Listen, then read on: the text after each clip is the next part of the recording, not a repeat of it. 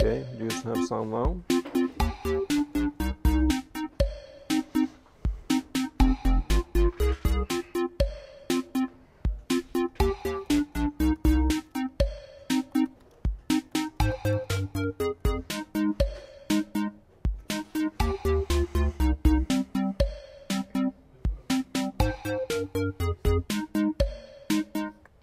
Okay, we'll start in 30 seconds.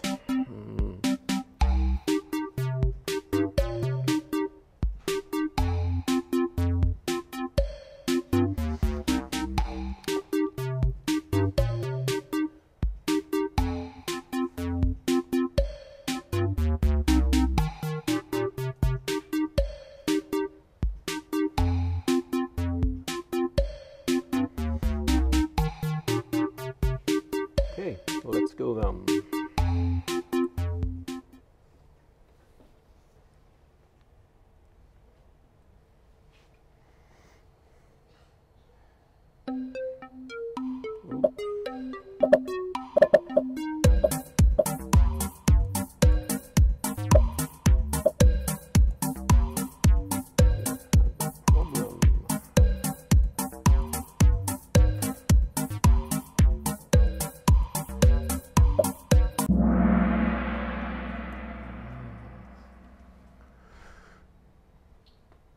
Okay, that was even. Maybe you should make it full screen. Yeah, I did that, but... Oh, like there's full screen as on Kahoot as well. There's like full screen. And ah, okay, yeah, well. Still only have two options on this one. There are only two options in this one. Huh? There are only two options. Yeah. In Yeah. Exactly. Otherwise you would have seen other options here as well in the answer, so... Yeah. So, okay, a digital certificate is used in which type of cryptography? Well, what is it the digital certificate is about? What information do we have in the digital certificate? Well, but what is the information we have in the certificate? digital signature to make sure that we got it from the right sender. What is that? A public key, exactly. A public key and information about a user. And since it's a public key, that means it's asymmetric encryption or public key encryption. So it's asymmetric. That is the reason for why we have certificates. Okay. Well, nothing to say so far. Next one.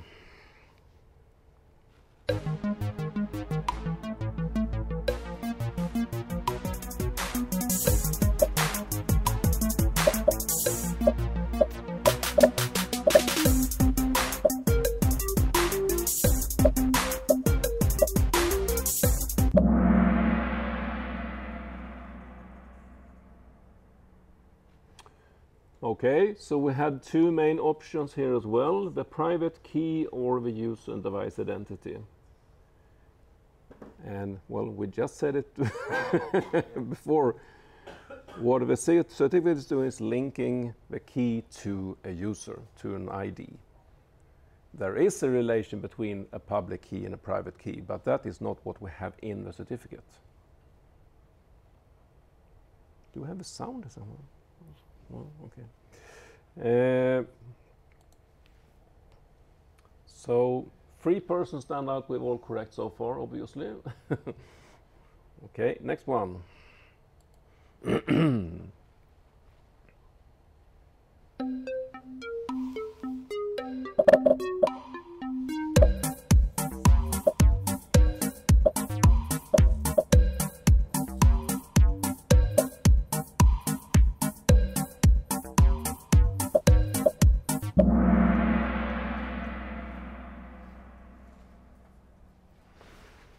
Well, that was better.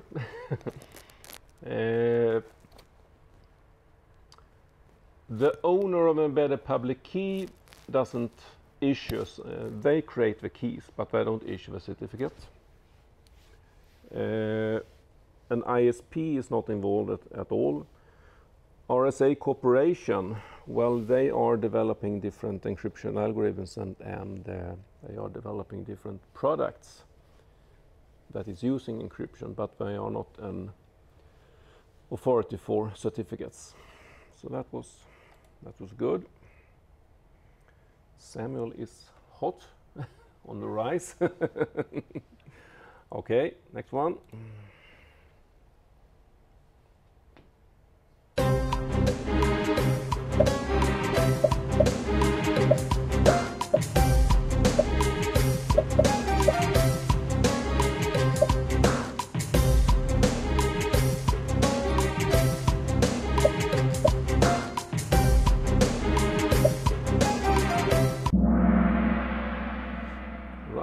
That was also, most got that right. The private key is an important part, but it's never shown in the certificate. Because the certificate is publicly known. We should hide the private keys. It should obviously not be part of it. All the fields are there. Okay, 3 still have everything correct, I think. Next one.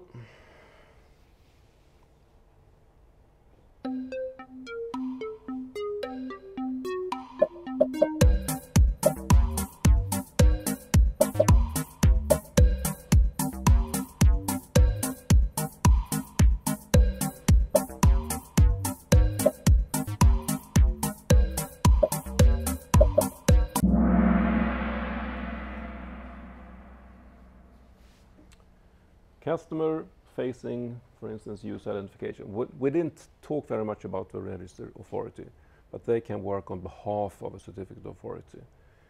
So a contact point. Because think about VeriSign, for instance, a big company in United States, but they issue certificates for people all around the world.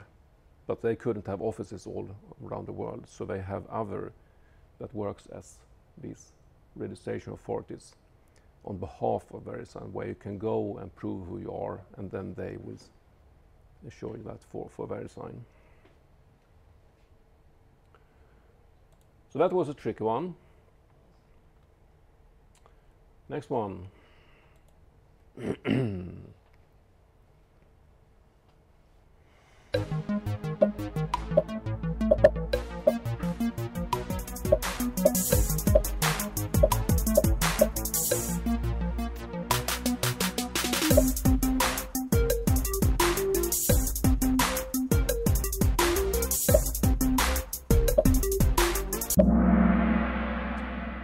50% chance. But most got it right. Yes, the CA can also revoke it. I mean, there could be reasons for why a customer is not longer a customer, or they know that it has been compromised, so they can revoke it. They own the right. They have this list of revoked certificates. They can add anything to that list. Okay. It's a good lead here. You have to really work now.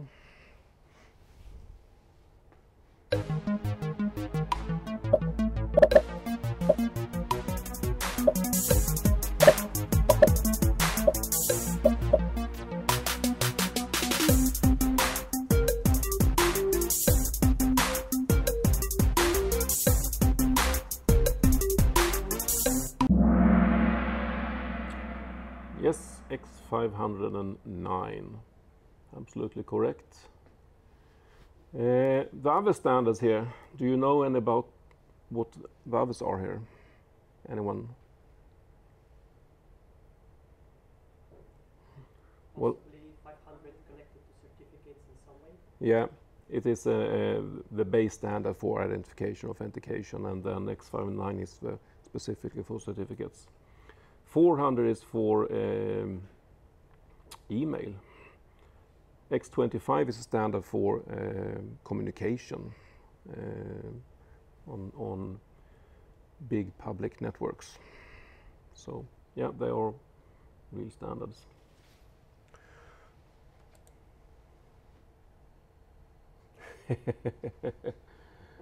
Who's German? Great. Okay. Next one.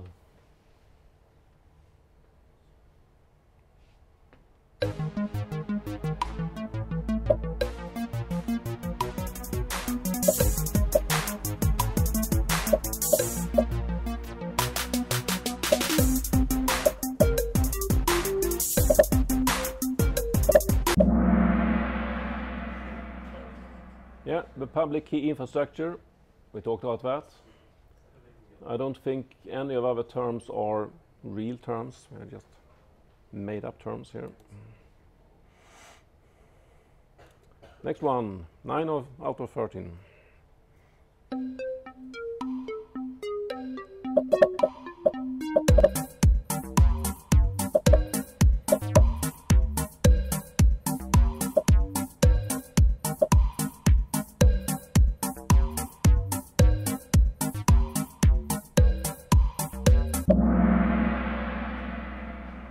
Okay, two options here, TLS and SSH. What does TLS stand for? Transport layer security. And SSH? Secure shell, exactly. Both of these are standards on the transport level, and both these are standards that we'll talk about today, actually. But for HTTPS, which is used for web, it is TLS or SSL that is used, not SSH. Oh, someone on the rise here. Number 10.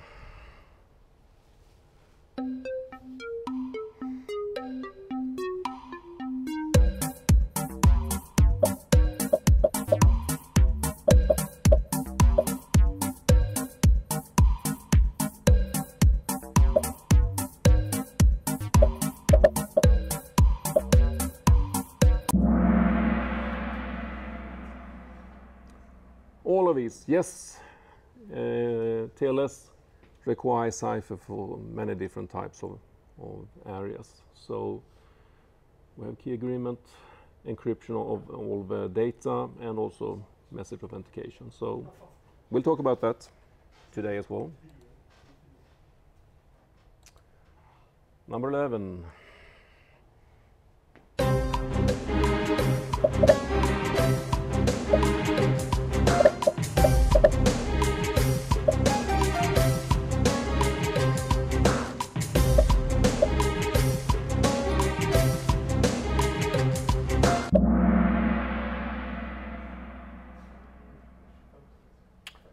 Okay, what is port 80?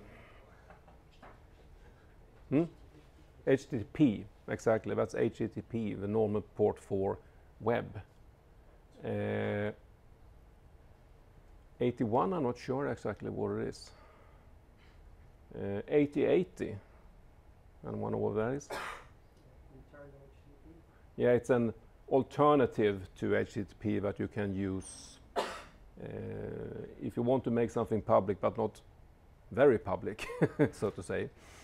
And 443, that is what SSL TLS is using, and therefore that is what HTTPS is using.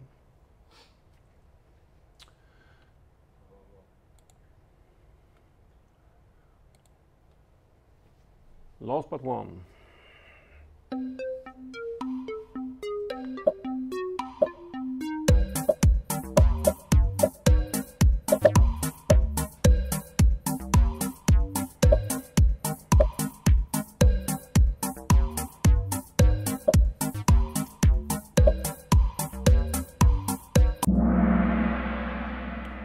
Yeah, we just talked about that.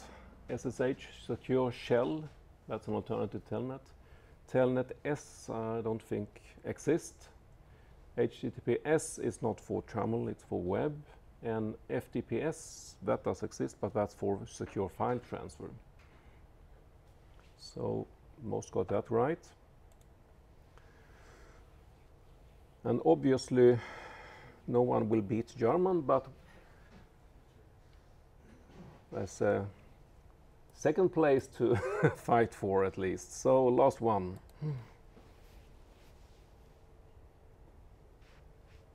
Okay,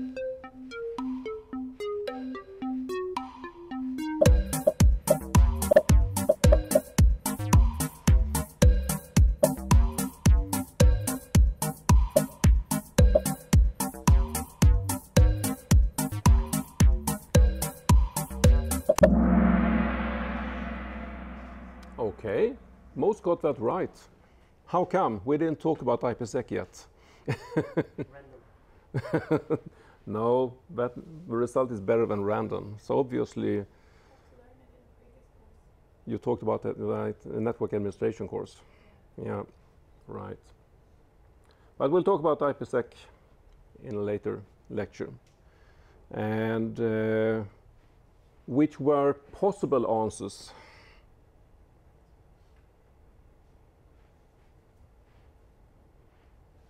I mean, tunnel was the correct one, but could one of other be an option? You don't remember that much from the previous course. Well, there are two different modes that we can use for IPsec. The tunnel mode, and the other one is transport mode. So that one could have been a good alternative, because that actually exists. The other doesn't exist. Okay, so good work. And hopefully the rest of you have learned something.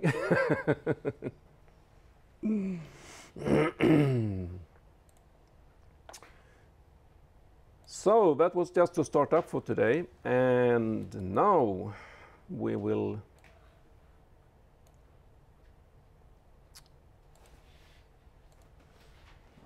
get started with transport level security, which is the topic for today. And here we'll talk about, as you see, web security. We'll talk about SSL TLS, which is almost the same, and then how that is used for HTTPS mainly. And then we'll talk about secure shell, which is an alternative that is also giving us transport layer security. So if we start looking at the web a little bit, why is the web an area where we really should look more closely at? Well, for obvious reasons, the web is very visible. If you set up a web server, that is because you want people to go to it. And they need to be able to go to it, and you need to allow anyone to go to it. So obviously, it's very visible. It's easy for anyone to find it and go to it. And that is the first step of an attack. You need to identify the target. Other type of services you can hide, more or less, because they are not intended for everyone, but this is. Secondly, if you look at the web server, it's quite complex today. You have lots of different type of server-side additions. You add in different type of plugins for server-side languages. You plug in databases. You connect them to other type of systems. You have repositories of different things. You have authentication. Quite complex actually today. And in any system that is complex, there is always a risk that there are some flaws, either from the beginning or because when you build up your system of different components, there is a security issue that arises because you combine different components here. So inherently, you will have flaws, probably. The third part is that even if it's very complex, it's very easy to set up a web server. Anyone can download the software for a web server, run it on his own machine, and have a web server up. And with default configuration. And if you don't go in and actually start looking at the configuration and change it to fit exactly your configuration, you could have a number of vulnerabilities open. And users are not aware of risk. Well, today, most people are aware of risks on the internet in general, and that you could have, for instance, phishing websites, you can have other different types of fraudulent websites, and that the traffic between you and the website can be captured and so on. So people are more aware of it, but even if they're aware of it, they don't behave accordingly. They take risks, unfortunately. So the web is an area where we have lots of different types of threats and the need for security. So if we just make a very quick look at this list here of threats.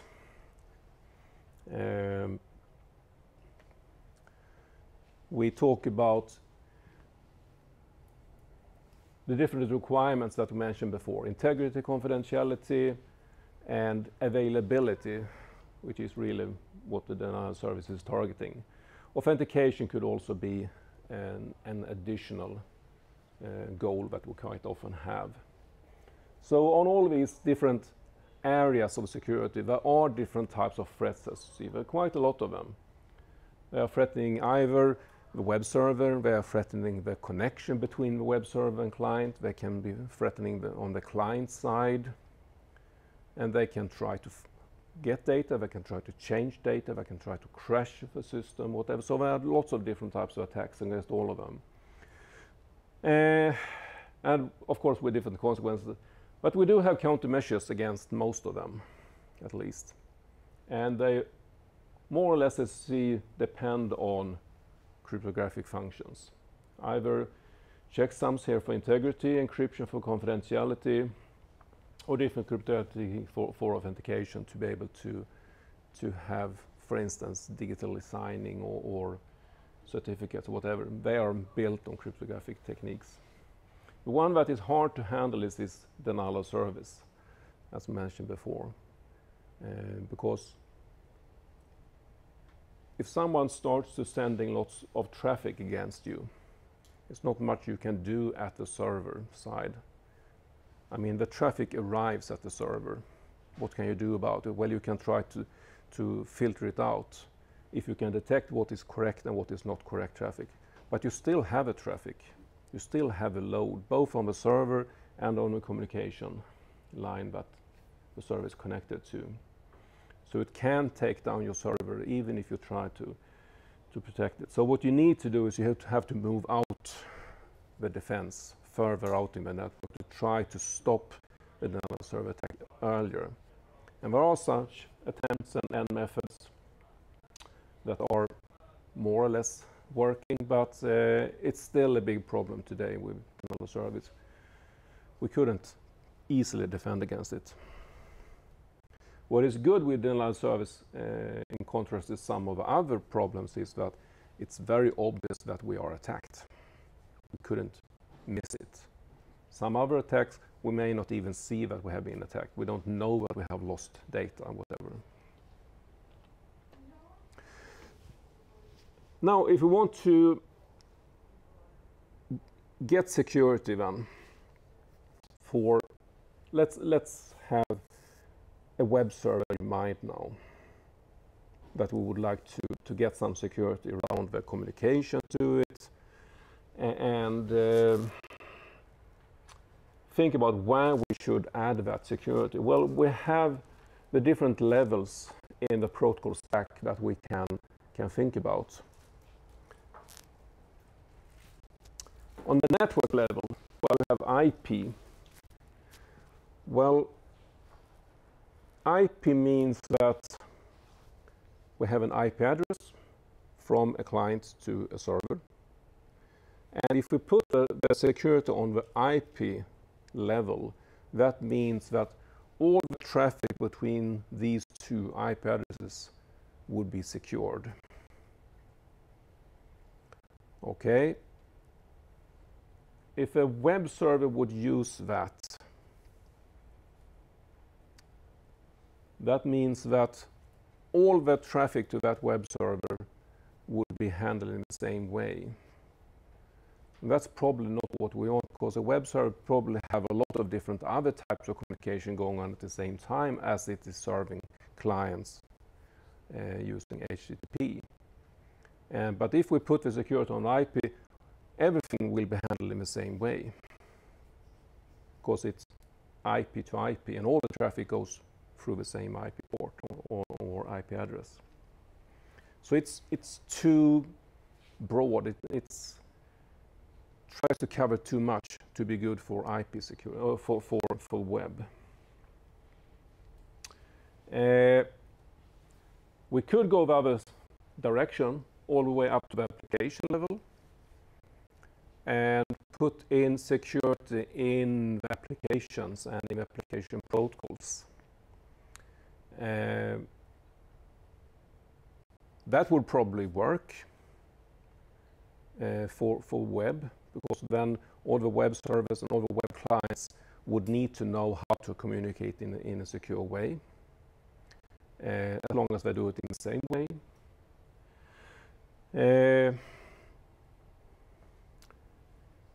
And we see other examples of that. We see Kerberos and SMIME as examples of where we have put security in the application level. But they actually decided that for web will go to the middle instead, to the transport layer, and put the security here. Which means that what we are securing is the communication between two different ports then. And as we know, a port is, the idea of a port is that it's a connection point for a certain application, all the traffic to a certain application or service. So the web server opens a port 80 typically, to accept incoming traffic, and then sends out it on another port to the client. We have a certain port for it. And if we secure on the port level, that means all the traffic to that application will be secured, and that is really what we want.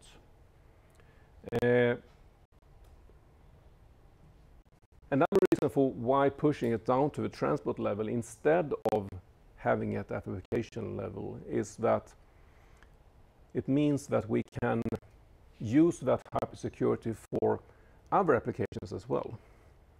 If we put this SSL, TLS, or whatever we call it, on application level, it would be tied down only for web.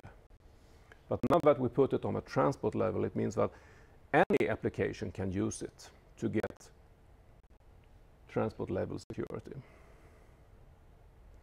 So the transport level is a good place to put that type of security. That should be node to node over the entire network, but still be focused on one application at a time. So we don't have to cover all the traffic in the same way.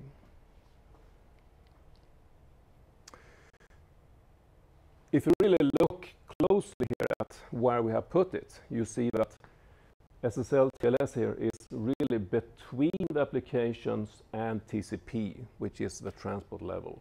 So it really is on the border between the application level and the transport level. But it's seen as part of an extended transport level, so it belongs to the transport level. So let's focus in on this SSL TLS then. Originally it was SSL, Secure Socket Layer, and it was developed by this company Netscape, who produced web browsers.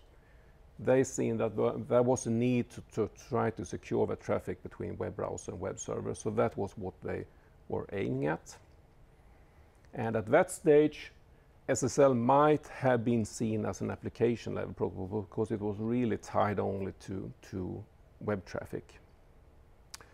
But they released it, and which meant that other companies could start to use it as well. And after a while, it was seen that, well, this idea of securing transport level port to port is generally quite a good idea, and we can use it for other applications as well. So let's extend the scope of it.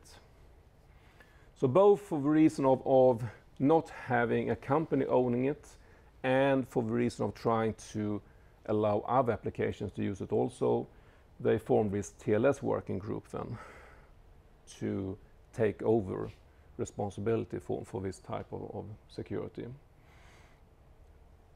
The first version of TLS can be viewed, as you see, as SSL version 3.1. So there is a SSL version 3.0, and then 3.1 would be the next one, but then it was the first 1.0 TLS. And then it has continued to evolve, so there are a number of SSL versions and a number of TLS versions, but they are all very similar. There are changes done all the time, but the same architecture is still in place. That is the same for all of them. And that architecture is looking like this. We have, on the bottom here, we have the IP layer, which is then network-to-network connection. We have a transport layer with a TCP connection then, or a TCP session. And then on top of that, we have the SSL TLS, which actually consists of a number of sub-protocols. And SSL TLS in itself is, as you see, layered in 2 different layers here, which means that now we're talking about all of these 3 layers are actually part of a transport layer. And this just shows the complexity that we have in TCP/IP in general. If you add more and more protocols and show how they relate to each other, you don't end up in something that looks nice like 5 different layers. You may have 10, 15 layers, and in some parts you only have 3 layers. It's really a mess. But we have to try to group it somehow. So all of these protocols then up here on the 2 levels are part of SSL TLS, and we'll go through them one by one then. Before we do that, we'll have to talk a little bit about other parts of the SSL protocol. First, we have this idea of an SSL connection and an SSL session. And the idea of having 2 types of connection, one caller connection, one is session, is that whenever we make a contact between, the typical case now, a web browser and a web server, there are quite a lot of things that need to be negotiated before we can make it a secure connection. We have to agree on, well, what type of encryption algorithm should you use, how should you authenticate, what type of, should we compress or not, I mean, there are a lot of things to agree on, and it's quite a heavy burden to do that negotiation. At the same time, we already talked about before that whenever we set up something, we would like to change keys quite often. We don't want to use the same key for a very long time, because then a lot of the information will be encrypted using the same key, and then we start to get vulnerable for attacks. So we would like to be able to change keys quite often. So that's the reason why we have connection and sessions.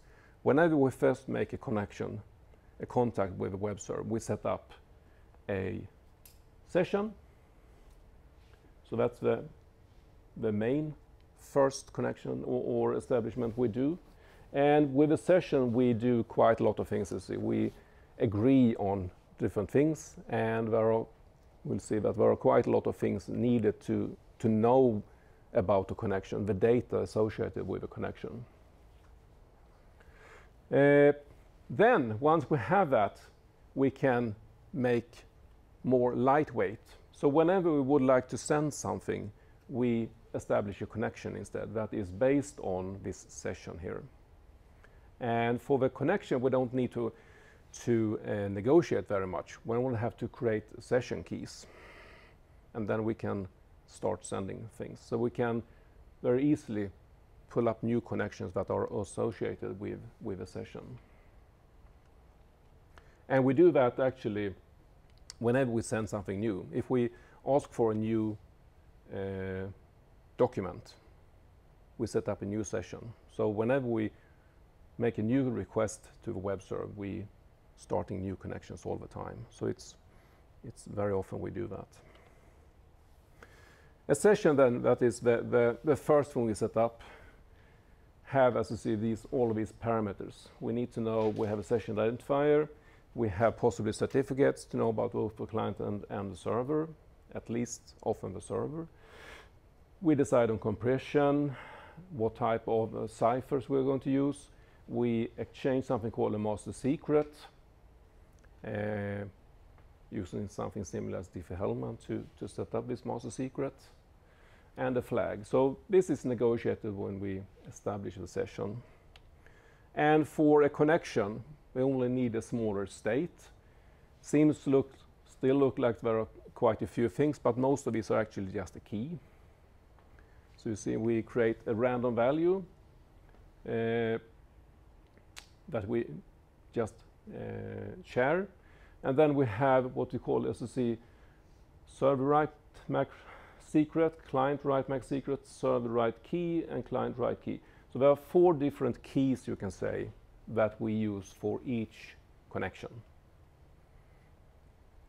One key is used as a data sent by the server, encrypted in one way. Data sent by the client is encrypted in another way. So when we negotiate back and forth, we encrypt the data with different keys. Well, yeah, these are the things. These are for MAC codes, so see MAC secrets. So we have both for integrity and confidentiality. We both have a MAC code and we encrypt the data. And for each of those, we have different keys. Then we probably need some initialization vectors, as we've seen before in different algorithms. And sometimes they are needed, so we have to negotiate those as well, if they are not stated by the standard of algorithm. And we have sequence numbers. So if we send a number of packets, I mean, if we send something large, we have to split it up in packets, and then we have sequence number for different packets for each connection. So there are a number of things that we need to keep for each connection as well, but it's not any big data sets, quite a little data in terms of how much storage they take. And it's nothing complicated, it's just simple numbers that we need to keep here.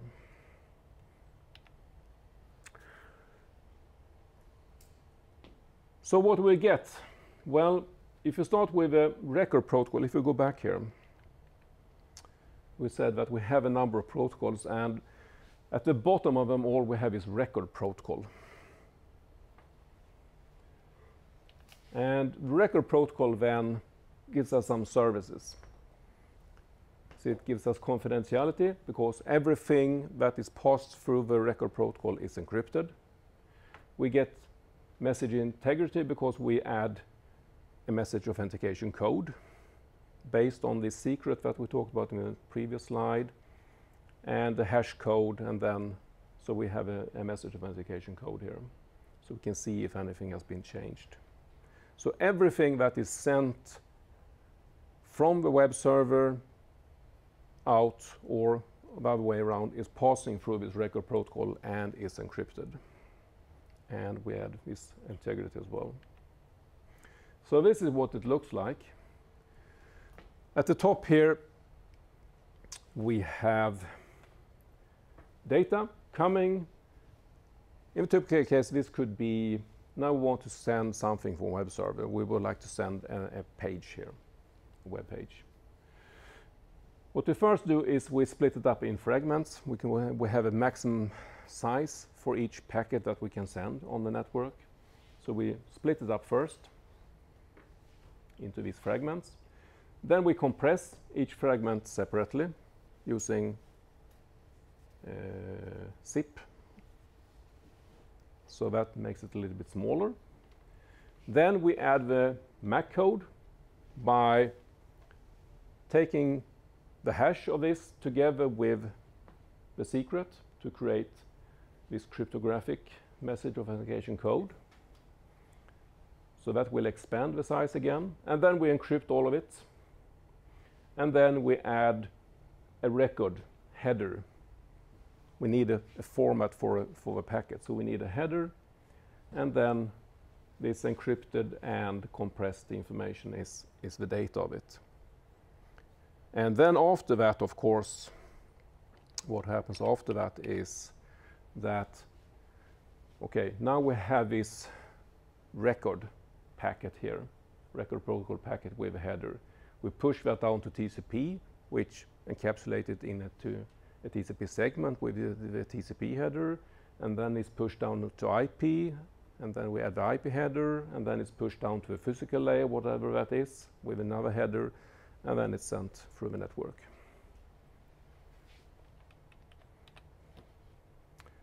So that happens with all the data, and of course the reverse is happening when it arrives to the other side. In comes a record header. We see where that record header belongs to in the stream. We decrypt it, we check the MAC to see that nothing has changed. We decompress the content, and then we assemble all the fragments from different packets, and then we present it for the client. So this is the format for this packet record. So this part down here is what we just created over here. So this is down here. Content with MAC code encrypted. And then we have a header.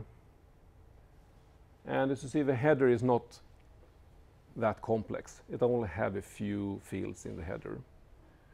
We talk about content type. And content type is typically either it's data from the server to the client, or the other way around, or the content can be one of the other sub-protocols that we'll talk about later that we carry, because as we said here, data to record protocol can come from the application directly, or it can be some of, and then it will come from this HTTP, or it can come from some of the other protocols that are above record protocol. So then the content will tell us which of these created the packet. Sorry.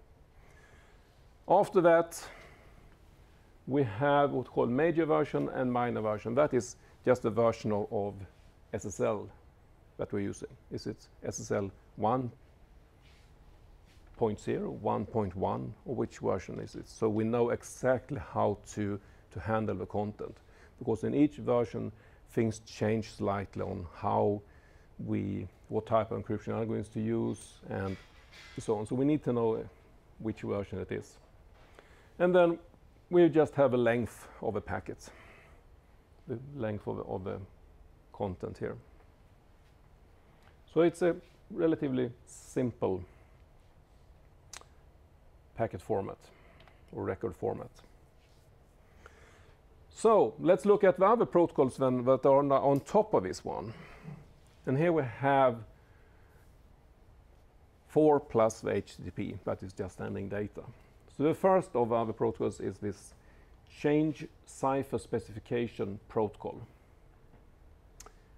This is the simplest protocol I have ever seen, actually, because the content of the protocol is just a single message, and that single message is 1 byte, as you see. So we are sending 1 byte of information without any other headers or anything. So when we send this message, what we do then is that here we say that, okay, we will send a change the specification protocol. That's what will come. We still have to tell which version we're using, and the length will just be 1 byte, and then the content here will just be 1 byte. That is compressed and with MAC code and encrypted. So it's quite a lot of work we do on that 1 byte, but it's still just 1 byte. And that 1 byte just contains the value 1. That's the only thing we do with that protocol. We send the value 1.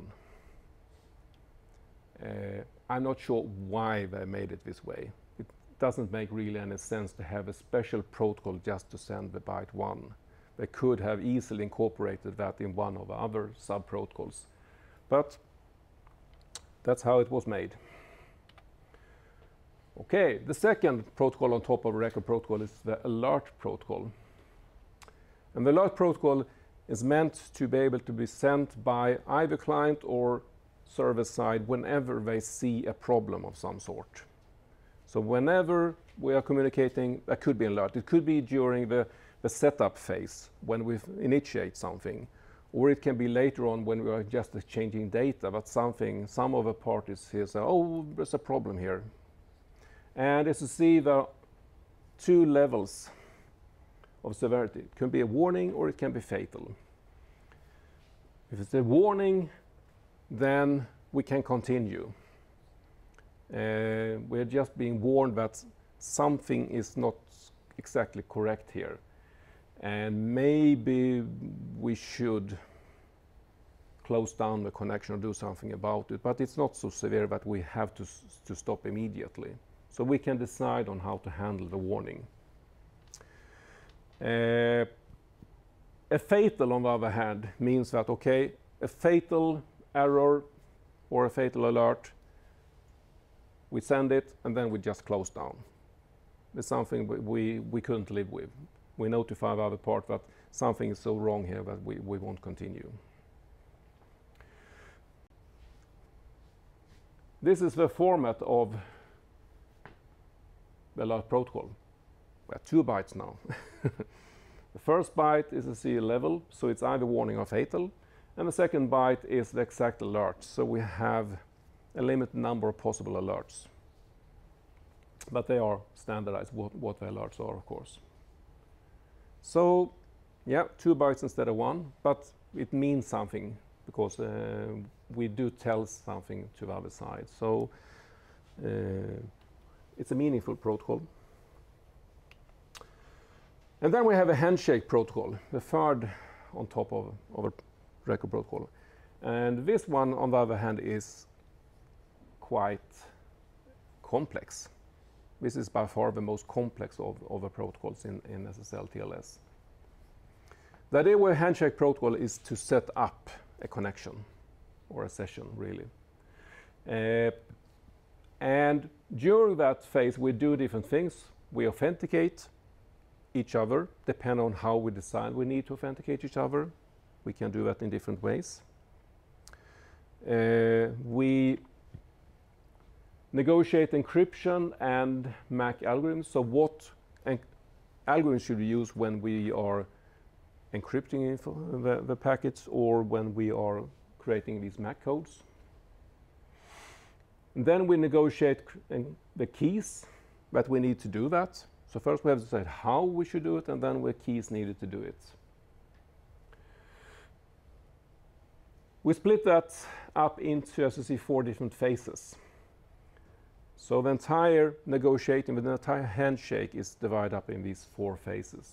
First, establish security capabilities. What is needed from the server side and client side? What can we do? What capabilities do we have?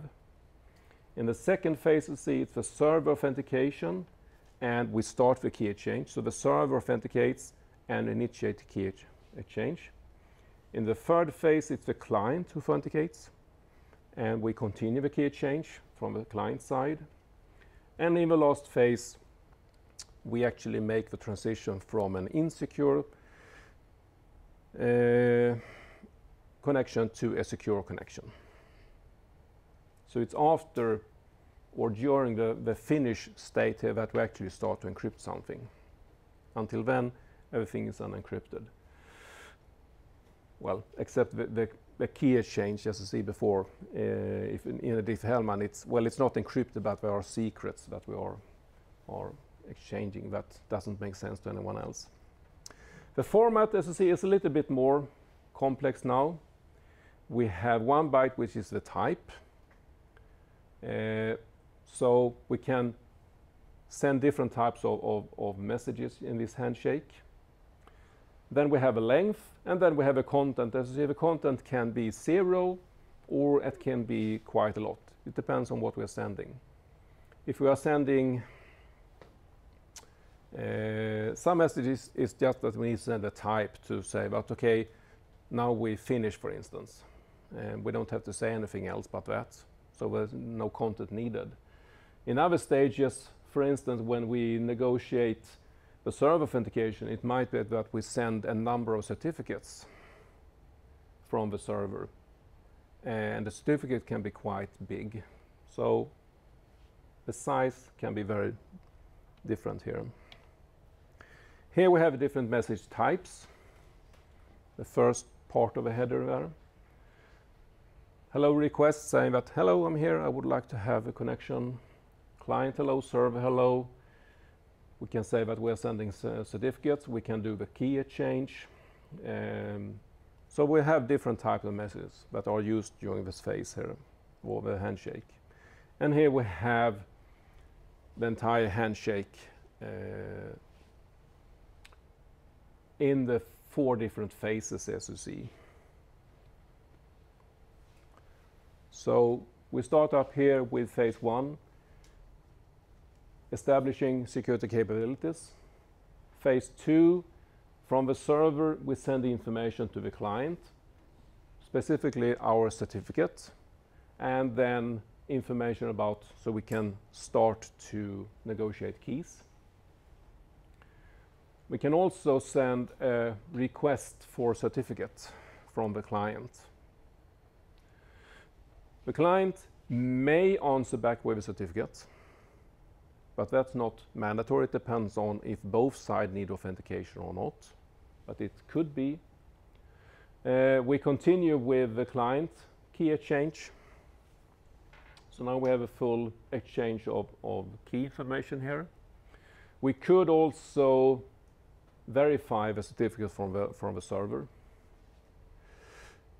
It's actually possible to set up a communication without any certificates at all, but that is rarely used.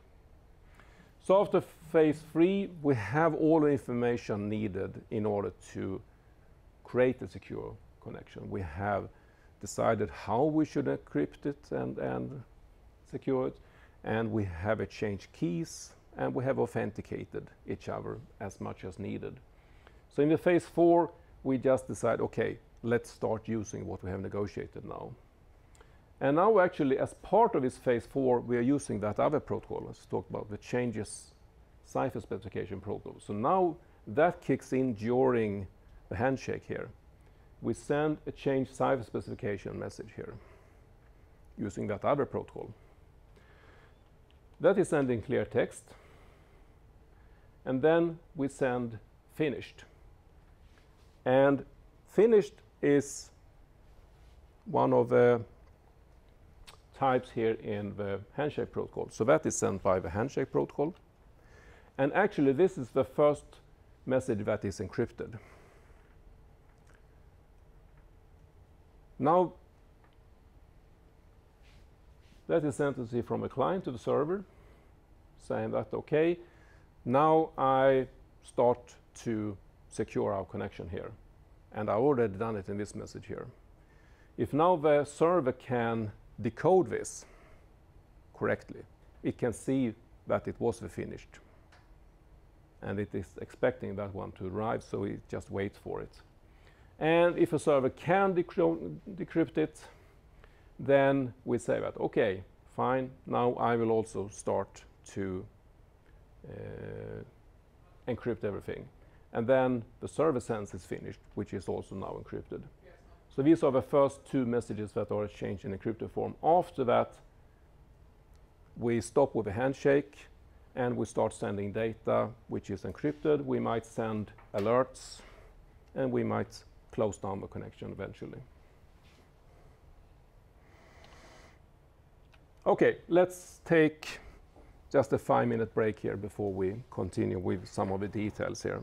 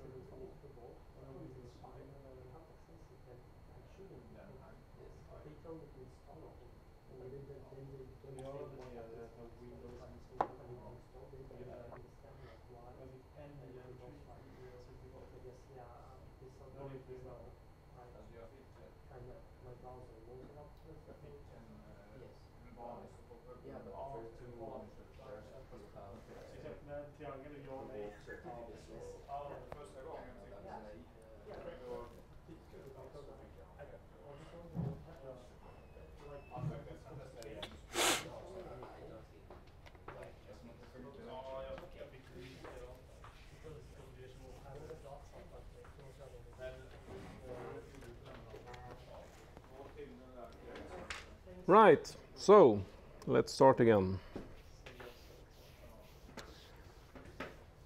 So there are a few more things we need to talk about in the SSL protocol. The first one is a little bit more on the encryption algorithms that we're using. As part of establishing a session, we do something called a master secret creation. That will give us a 48-byte value that is created using, as you see, Diffie-Hellman key exchange, both from a client and the server side. So we end up with this 48-byte secret on both sides. From that secret, we then create all the different cryptographic parameters that is needed for each connection. So from it we create this write-MAC secret from both server and client and the keys. And also, if there are any initialization vectors that are needed, we also create them from this, what we call master secret. And it's done by hashing, and it looks like this. So we start with a secret, this master secret that we have exchanged using Diffie-Hellman. We put in a seed, and that seed typically is coming from the session IDs that we have. We create, and for each session we create an ID. And that will be the seed into these. It's not a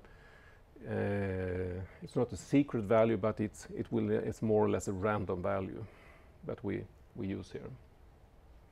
And then, as you see, we continue to use. We do that in two levels to create first message digest, and then we link them together to create a new one, and then we just continue doing that for as long time as we need to create all of these different values that we need. And all of them will be, of course, more or less random values based on the master secret. But they can be created on both sides separately because both have the master secret. So that's how we create all the different cryptographic parameters that is needed on both sides. Another protocol that is on top, if we go back here again to the protocol stack here, we see that the next one we have is HTTP, and that is just web traffic, that's just generating data. So it doesn't add anything to SSL/TLS. But then we have this heartbeat protocol that is a recent addition to SSL/TLS. Oh, there we are. So heartbeat, the idea with this heartbeat protocol is to make sure that we have an open connection. Because when we initially create a session, we open up that up, we negotiate all the things, and then we start to send things by different connections. But at different times we could just do nothing. I mean, we establish a connection with a web server, we download some pages, and then we start to read and think, and maybe we go have a cup of coffee and so on, and then we go back and continue. What could happen during that time is that our session could be broken down on the way. There are, depending on how a network looks, the network can look for active connections of different sorts. And if we don't have an active connection, which probably there's just a timeout, could be 5 minutes or 50 minutes, whatever. But if a network at different stages see that we don't have an active connection here, they just forgets about it because they need to know about all the active connections in order to know how to handle them in firewalls and so on. But if it's not a live connection, we have to forget about it. Otherwise, we would have to handle a lot of dead connections. And if the connection has died out in a firewall, for instance, that means that the firewall will not forward it anymore. So all the traffic will be lost after that time. So that's the idea with the heartbeat protocol. In order to, if we don't do anything else, the heartbeat protocol will continuously just send something to keep the connection live, so no one thinks that it's not used anymore. So that's the main idea with the heartbeat protocol. So it's a quite simple protocol.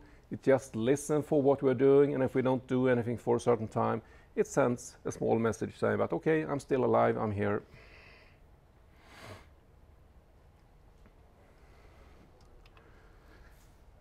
Now, some attacks against SSL/TLS.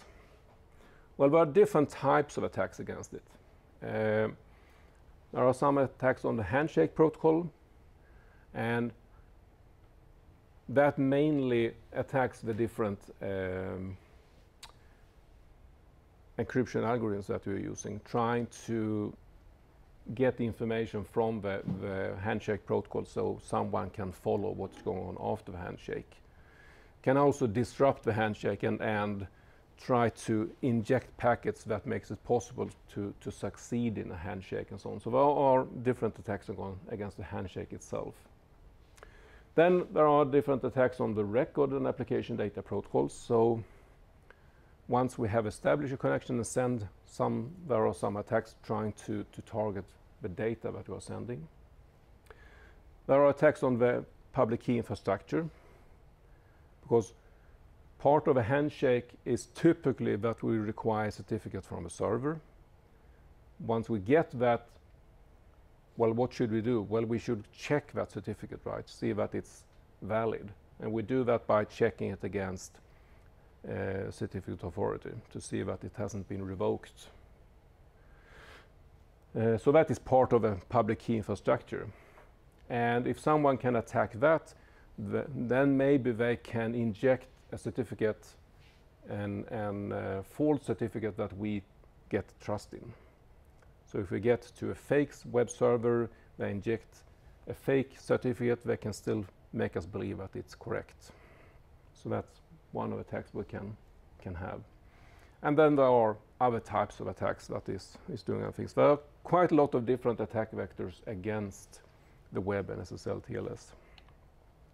We look specifically at this one that was quite a lot of press about this one, the Heartbleed attack. You probably heard about it a couple of years ago. And let's see, it's a security bug, not really on the protocol, but on implementation of a protocol. So it was really a bug in the software, not a bug in the protocol. But it was a bug in the OpenSSL library. And the OpenSSL library is one of the most used libraries to implement SSL TLS. So therefore it had a wide range of systems that were vulnerable for it because of this error here. And what it did was that it was using this Heartbleed protocol, a vulnerability there that made it possible actually to send to fool the web server to send out data that you could get without actually having to compromise the encryption algorithms. So it was quite a sophisticated attack. And as I said, it was attacking the implementation of SSL, not the protocol itself. So there was a fix for it, but of course it took some time to get everyone to patch their systems on. And during that time there were some real hackings made. I mean, people could get into extremely secure systems and get very sensitive data out from using this attack. So it just showed that we always have to be very cautious about different types of security threats. We have to monitor what's going on. I mean, a normal system administrator setting up a secure web server wouldn't have a chance to know about this error. The only way to know about it was actually to go to GitHub, to get into the files of OpenSSL and find that vulnerability in the code, which is not something that most people try to do, and most don't have expertise of finding that type of bug. So we are trusting the people who develop, we are trusting a lot of people to get to work, and this time it failed because of an error.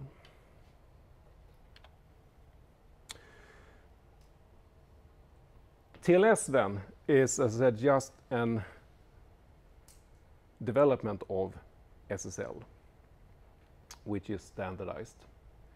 It has exactly the same protocols, the same record format, but there are a number of changes here that has been done during the time. The most changes that has been done actually on what type of encryption algorithms that are allowed and how we calculate some of these encryptographic part of the messages.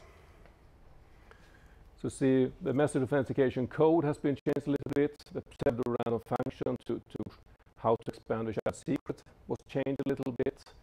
There are some new alert codes. Here to see the ciphers. Different ciphers that we use, encryption algorithms have been changed.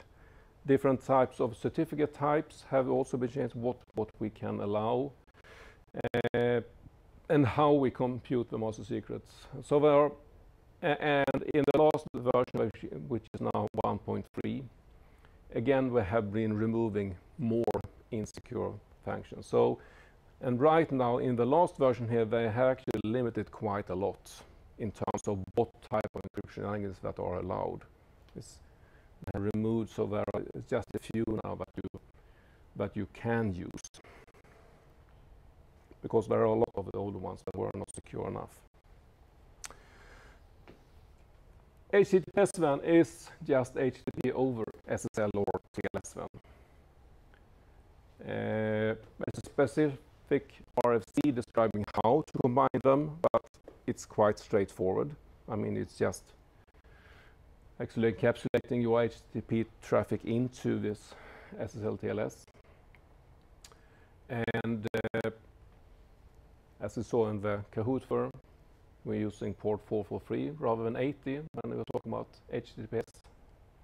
What is encrypted? Well, as you see the URLs, whenever we request a new thing from a web server, we do it with URL. That is encrypted.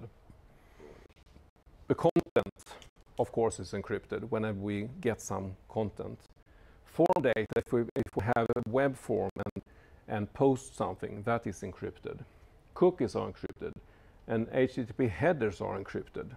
So really everything is encrypted. Once we have set up this connection, we encrypt everything.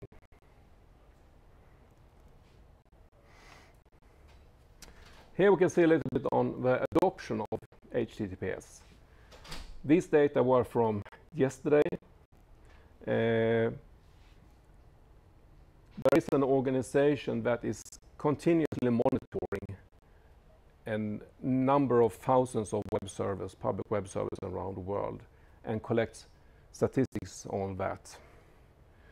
So as you see right now, SSL is not supported by many web servers anymore, and the trend is going down. And it should be, because there is no SSL version that is considered to be secure today. There are too many vulnerabilities, there are too many different attacks. TLS, well, as you see, all of the different versions of TLS can be implemented in a secure way, but it really depends how you implement it, what type of algorithms you decide to use. So depending, if you choose a bad implementation, it can be insecure. And the earlier versions you're using here, the more, again, vulnerabilities are known. As the TLS 1.0 is still supported by quite a few, but the trend is going down. 1.1 and 1.2 are the main ones, and the trend is going up. 1.3 is still so new that they don't have any data for it. It was, didn't write that somewhere. I think the final standard was taken this August for 1.3. So it's really a new standard. Of course, it has been a draft for over a year, but so it's well known, but it's still not implemented very much. But if you use that, there are no known vulnerabilities regardless of how you implement it right now, mainly because they have removed so many options from earlier versions.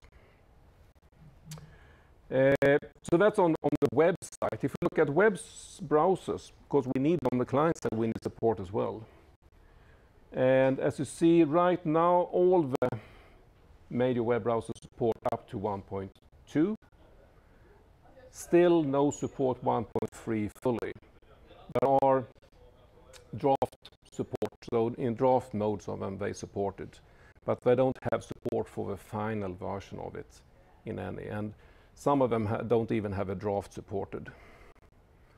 So that is something that will happen now during autumn, probably, that all the browsers will actually adopt 1.3 fully.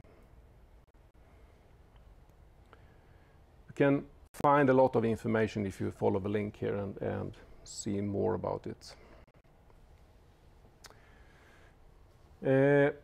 Another protocol that is used together with HTTPS, but it's not part of SSL TLS, is this HTTP Strict Transport Security, HSTS.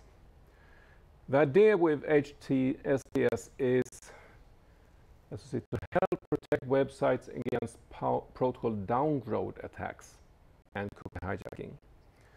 A lot of attacks against these earlier versions of TLS and SSL was that, okay, they support quite a lot of different algorithms. And if you can fool or make the server go down to an easy one, then that's an option to hack it. So a lot of attacks have been to try to downgrade, to force the server and or the client to use insecure versions of the protocol. And this HTTP strict transport security protocol is meant to protect servers and clients from that downgrade attack. So the idea is that on a web server, you can decide, okay, my server should only be protected with the highest level of protection. I will only allow 1.3. What you do then is you create a policy, and that policy is available through this HSTS protocol. So whenever a client contacts that web server, the web server will answer back with this protocol saying, okay, hello, you are a new client here. I'm using this protocol, and my policy is that we should never go down below this level of security. What the client should do now is cache this information, store it. So it knows what whenever they contact this web server, they should never use security lower than that level. Now, if someone is attacking us by making a phishing site or fool us to connect to another server, and we think that it's the old server that we had already been connected to. Someone sets up a bank server that looks exactly like that one, and we contact that one, and then that bank server, that fake bank server says, okay, hello, welcome. Yes, it's okay to connect to me, but you should go down in security to this level here. And by doing that, they can break the security. But now we have in our cache, our client now knows what, well, when we communicate with that bank, we should only use this highest, so we won't connect to it. So it's a little bit elaborate, because first we need to have an established contact once with it to get that policy. But from that point, we will never allow a downgrade, so we will be vulnerable to that type of attack. So it's not a perfect solution, but it helps a little bit. Okay, so that's SSL TLS. Now let's move over to SSH Secure Shell instead. As most of our protocols, we have several versions of it. But you see version 2 from 96 is still used. So it's a quite old standard today that is used. It's also for transport level security. So we try to secure the connection between two different ports. But it also have other ideas on how to do that and other services. So it's quite different from SSL TLS. And if you look at all the traffic on the internet that is protected with transport level security, SSL TLS I think would stand for more than 95%, and SSH would just be very small. But it's a niche, but it's a niche that is very useful in some situations. Some features of SSH. Well, first maybe we should say that SSH comes with a service that has nothing to do with security, and that is a terminal connection. So that's the basic function really of SSH, like Telnet. You connect to a remote server and you get a terminal connection, a remote terminal connection. So that's the basis of it. And then on top of that, they have added a number of other features and security. Because the alternative to SSH is typically use telnet, and telnet is then unsecure. But if you look at some other features then, with as I say, flexible authentication architecture, we can authenticate in many different ways. We can authenticate using password or public keys connected to a private key. We have something called secure ID Kerberos. There are many different ways we can authenticate. Authentication is needed somehow, of course. It has this property which is called perfect forward secrecy. That is actually also now used in quite a lot of other protocols because it's a very nice feature to have. The idea with this perfect forward secrecy is that when during a connection you change keys now and then, you change these session keys now and then. And let's draw a little bit. Over time here, we start to encrypt one key, and then after a while we change to key 2, key 3, etc. over time. What could happen is that at some stage here, and these are keys that are somehow linked to each other because they are all created by the same master secret. It's just that we create new session keys over time. What could happen here is that at some stage someone hacks this key number 3 here. They actually are able to somehow find out about what this key is,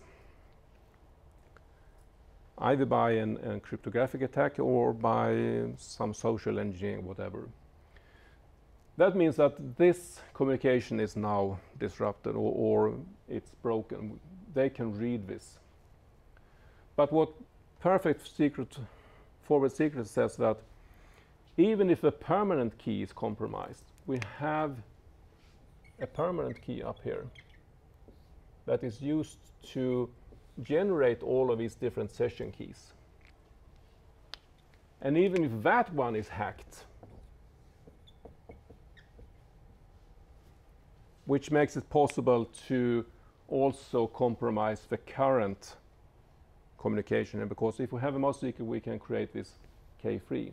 But even if that is true, no previous temporary keys will be compromised. So at this stage here, when we have passed this time here, if now someone hacks the permanent key, these different session keys will still not be open. They will still be secret because they were created at the early time, and once we have passed that time, we couldn't recreate them using the master secret. So that's a nice feature to have in any protocol, that as long as we have changed the session keys, even if a permanent key, the master key is compromised, earlier communication is still secret. But that requires some cryptographic means, of course, to meet that. If we just create a master secret, use a hash to create different session keys, we can always go back and recreate all the session keys. So we have to add something more to get this perfect forward secrecy capability. But they have done that. Then we have something called port forwarding, and that is probably the main reason for why SSH is still popular in some cases. We can use SSH to secure traffic from any other application by tunnel it through SSH. Especially they have something called X11 forwarding. Anyone know what X11 is? A protocol X11. No one? No, it's a protocol to, I mean, the basis for SSH is remote terminal, right? It's just printed characters. X11 is remote login using a graphical user interface. So it's like remote desktop. for Windows, but it's a much older protocol. So that was quite natural when they built SSH, that okay, some people log in using just a terminal, but some would like to have a graphical environment. So let's make sure that SSH can secure both of these types of situations. So that's why they developed it, and then they found out, well, okay, if we now can secure X11 traffic, well, we can actually secure traffic from any other application as well. So that's also supported now then. So the port forwarding is a very powerful tool. We can secure traffic from any applications, email, different types of special client. It doesn't matter what it is, as long as we have an IP address and a port number, which is true for any application that we're running on a client or server, we can protect it using SSH. And the nice thing here is that we can do it even if the application have no idea about it. The application doesn't have to be developed from the beginning in the mind of being secure by SSH. And we don't have to change any configuration in the client, except a very small thing, and that is saying what is the address that we are communicating with. But that is something that we need to be able to do in any application. So as long as we can do that, then we can secure any application without the application even knowing about it. So it's a very nice feature, actually. So this is how it works. Here we have some clients, SSH clients, with different applications running. We have a server that we are connecting to that have servers for the different clients that we are using. We have, in this case, we have added a firewall as well in front of the server. And we say that this firewall will only be open for port 22. And port 22 is the one that is used for SSH. So what we're saying is that no one can communicate with the server unless we're using SSH. Now between the client, well, actually the encrypted tunnel goes through into the server here. We have this secure encrypted tunnel, which is SSH. What goes on inside that tunnel is very hard for anyone from outside to see. We only see that there is encrypted traffic between the client and the server. But actually what goes on here is that all these different applications will be encrypted and use the same tunnels. And it's impossible from outside to see which application is using it. We only see it as encrypted SSH traffic. So it enters through the firewall into the server, and in the server we decrypt it and we say, okay, this should go to the mail server, it should go to the database server, so it's multiplexed or demultiplexed in the server to the correct applications. So we can narrow down the security very much. It's only one port that is open, and still we can use a lot of different services. So it's a very powerful tool, actually. If you look a little bit more in the details on how it works, this is how it works. Here we have some type of TCP client, so this could be in the mail client. Normally, the mail client should be configured to talk to the mail server here on the other side, right? We should tell which IP address and which port on the server side that we should connect to in order to fetch our mail. What we do now is instead that we configure it to talk to, as you see, 127.0.0.1 on port 999. What is this 127.0.0.1? Yeah, and where does it point? So, yeah, the local host. It's our own machine. We talk to our own machine. So what we're saying is that, okay, our mail service is our own machine on port 999. And then we send it out. Well, we don't send it out. We send it to our TCP stack internally in the machine. And the TCP stack will see, oh, it should bounce back. It should go back into our own machine to port 999.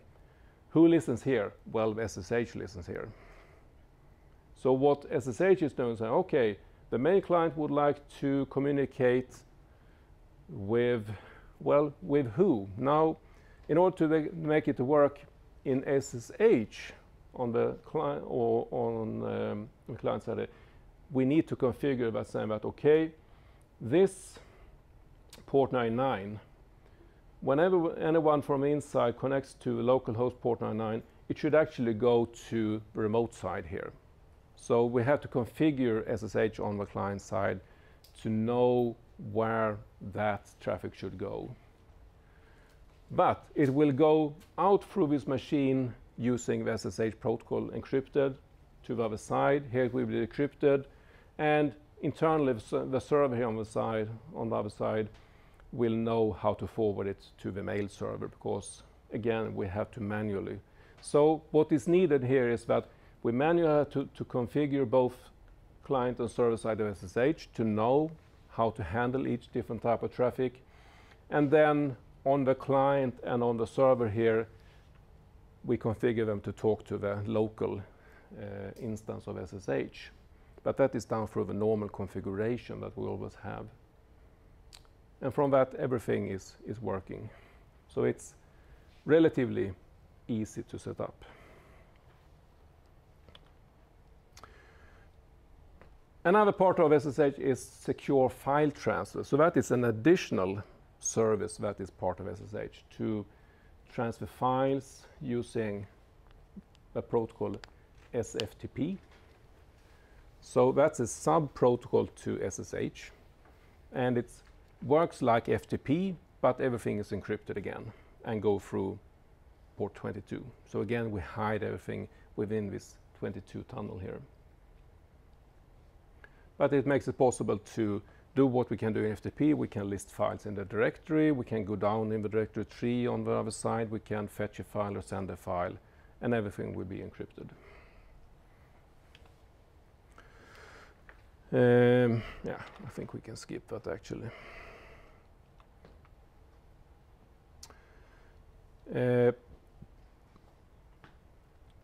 Well, this idea is just an addition of the previous with the firewall. What we have here is we have now added what we call the DMZ zone, a demilitarized zone. Here we have our internal networks that should be super secure. They are secured by a firewall.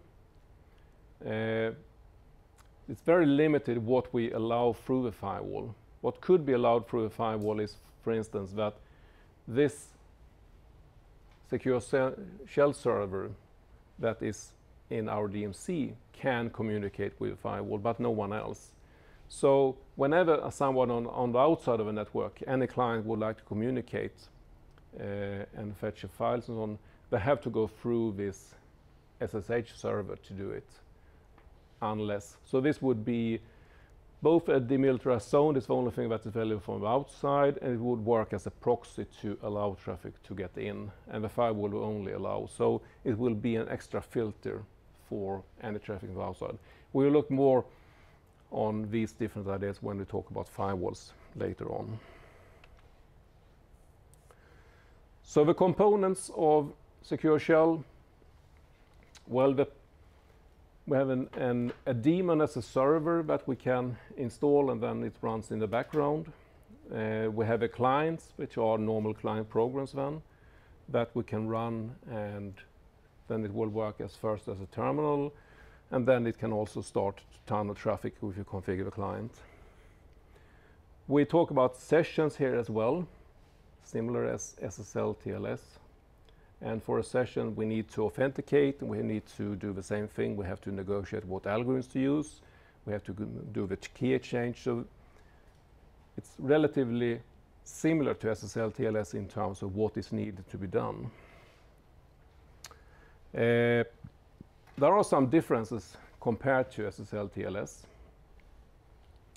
One difference from the beginning was that we didn't use certificates. SSL TLS is almost requires, that was the general idea, that the server should always have a certificate, and sometimes even clients have certificates when you use SSL TLS.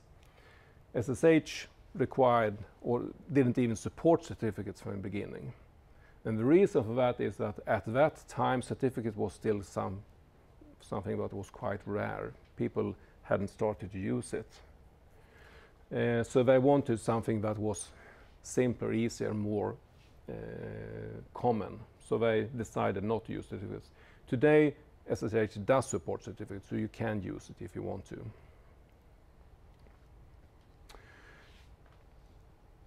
What we do instead to have a connection or know who the other side are is a public key. And we associate the public key with a host. And that's also a little bit different, because what we are typically doing is that we are authenticating the host of our side, the machine, not different users. So as long as the machine can communicate, any one user on that machine can communicate with the other side once we have authenticated the first time. We can, on top of that, also require passwords later on, so each user is also authenticating, but the initial contact only needs that the host actually is known. The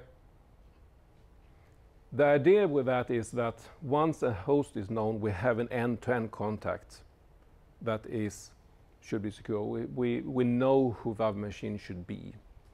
And that should make it hard to do these man in the middle attacks, because the man in the middle attacks requires us to fool at a certain stage that, okay, I'm that R in the middle here between you, I am actually someone else. But if the first time we set up a nation, we have this public key that is connected to the other side, we wouldn't be fooled by someone, because we know who it should be. It should only be then possible in the initial setup, possibly. We'll talk a little bit about that, but that was one of the ideas for it, to handle that. The architecture for SSH is in a way similar to SSL TLS. We have two different levels of different protocols, but it's not the same protocols, and they have divided the work between the protocols a little bit differently. Let's look at that.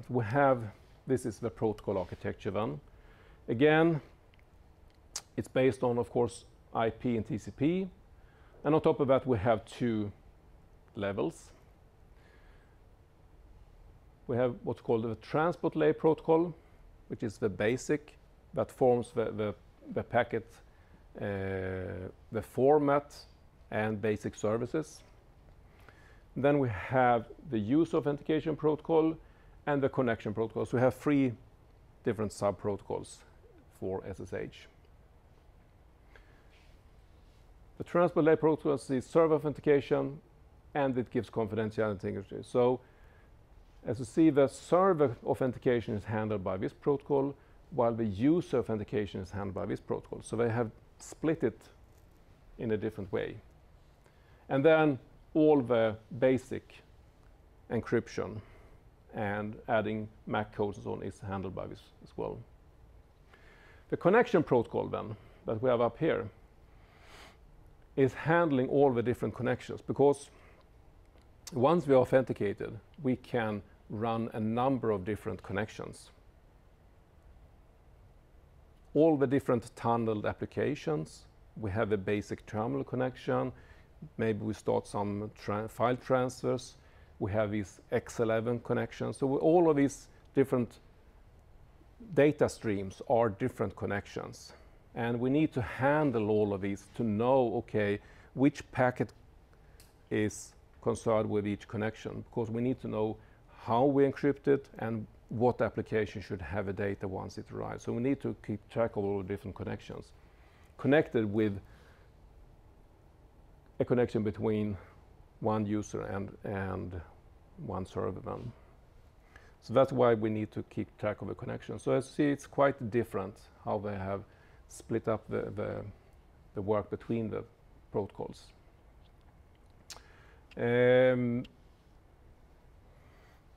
Start here, client initiate on the transport layer.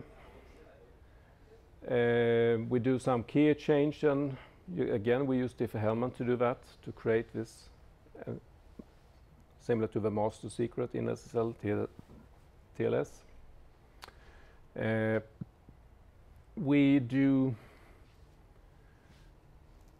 take the payload that comes from any application that should go through the SSH tunnel, we compress it, we add padding if that is needed, we add some headers, we encrypt it all, we add a MAC code. So it's relatively similar to SSL TLS. We're doing the same thing. We are encrypting or compressing, encrypting, and adding hash code. But they have reversed the order a little bit here, as you see. If you remember, SSL TLS, we did compression first, then we added the MAC code, and then we encrypted everything. Here we have changed things around. Not really sure why and which is best, but they decided to do it differently. If you look at the algorithms used, we have a wide range of algorithms we can use. For encryption, it's recommended that we use AES today, but there are others available. For the message authentication code, it's recommended that we support HMAC with SHA-1, which is a little bit strange because SHA-1 is not considered secure anymore. It is required that we support it with a very short key. Here it's a longer key, which is better than, but it's still, I think actually there have been revisions later on that recommends that we use other hashing algorithms.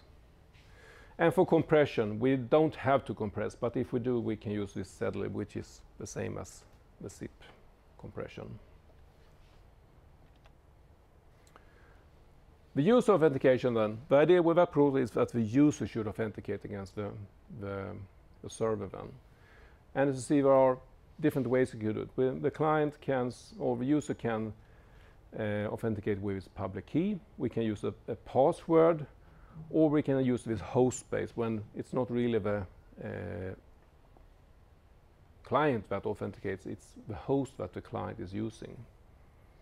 And we can do them all in different ways. We don't have to go into the details more than that. But the idea is that the authentication should be very flexible. We should be able to do whatever we want to and have many options for it. Some of the initial ways to authenticate is not considered to be secure today. So again, you would have to, when you implement it, you would have to make sure either that you use a version that has removed these options or that you configure it in a way that you don't use those options that aren't secure anymore.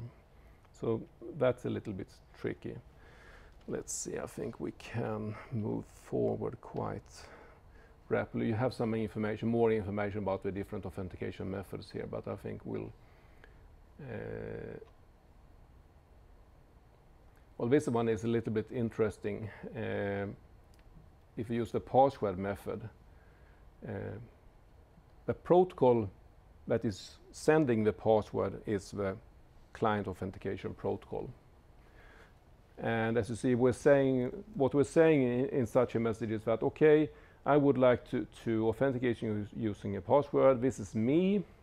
And then I will send the password here in clear text. Well, down here actually, these are just keywords. So here down we'll send the plain text password, which seems unsecure with sending the password in clear text, but we are sending it up here, and then we push it down through the transport layer protocol, and here everything will be encrypted. So before it goes out to the network, it will be encrypted by that other protocol. So that's not a big problem. And then we have the host-based. I think we can skip that one. Well, the connection, as I said before, has to handle all these different connections that we can have in parallel. And they've been multiplexed by identifying them as different connections. Some attacks against SSH, well, we talked about the man-in-the-middle before. That is an attack that can work for SSH if you set it up correctly. It's a little bit tricky because each time you set up a new session, you would have to again be successful in the man-in-the-middle attack. So it's not like SSL TLS, where if you are successful in man-in-the-middle attack, what you do then is that you fake a certificate from either side. And once you have done that, then you can use that forever, as long as the certificate is alive, and you can continue to be a successful man-in-the-middle attack. It's not easy to fake a certificate, but it can work. But for SSH, you would have to redo the work for each session, which is an advantage here, perhaps. Another type of attack would be the denial of service attack, which is, well, any protocol, any server is more or less vulnerable to that, actually. But it's, there's a special one here that you can do, and it's to see that the attacker creates a lot of connections. Which doesn't require a lot of traffic, actually. You just have to initiate and say, okay, I would like to initiate a connection with you. And then it just leaves it there without authentication. But the server still have to set up all the different data structures in order to handle it, and has to respond to it. So it will take up resources. And then you set up a new one, and eventually the server is filled with half-open connections, and it will crash. There are similar attacks against TCP, for instance. Exactly the same, that you set up TCP connections without really doing them correctly, and then after a while the server will just be handling idle TCP connections. So that's a common problem with many protocols, actually, that you can fool them to bind up resources by doing an incomplete connection. The typical way around it would be to require more in the connection and time out very quickly if a connection doesn't live up to it. But there are problems with it. So that was actually the last slide, almost on time. We're rushing through at the end here. Any questions now about either this topic or other things in the course? You got started on the first assignment.